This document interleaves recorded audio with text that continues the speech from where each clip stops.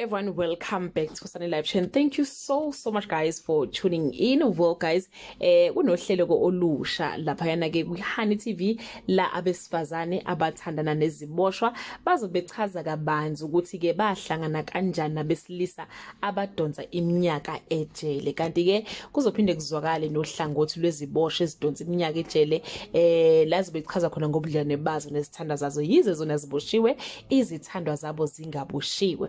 Uhlelo ke lolu libizwa ukuthi A Prisoner Stole My Heart luzoba luku Hani TV ngo 4:30 4:30 ntambama luzoqala ke ngomgqibelo wona lo esiya kuwona.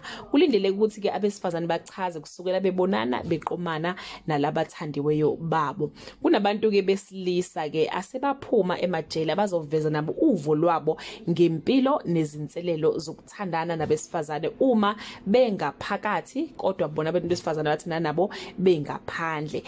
Isiteshi ke setelevision iHani isidali lokuthi ke ziningi inhlelo ezifana lezi ekumele zinekele umphakathi ngoba yinto vele eyenzekalayo empilweni futhi ke abantu ke bayafuna ukwazi kabanzi ngayo.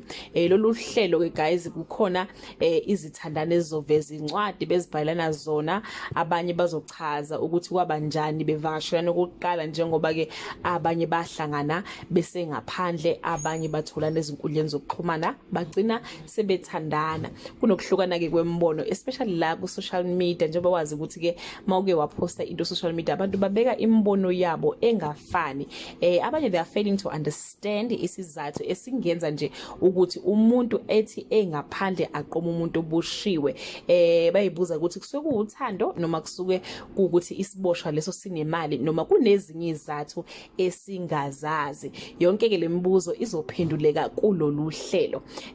Guys, that bring us to the end of this video. Do leave your comment below bekwakho umbono ngale ndaba exoxwayo noma ngalolu hlelo oluzoqala kwiHani TV this Saturday. Yini ngaba imbangela yalolu hlobo lwe relationship where omunye boshiwe iminyaka idonsa iminyaka ejele kodwa omunye ebe engaphandle? Athina ama benefits akhona la kule relationship because labantu ababonani ifuna ivumelekile ejele, yabona nje. So na ungabe kwakho umbono ke siza ukuthi ke uthini owakho umbono. Bye.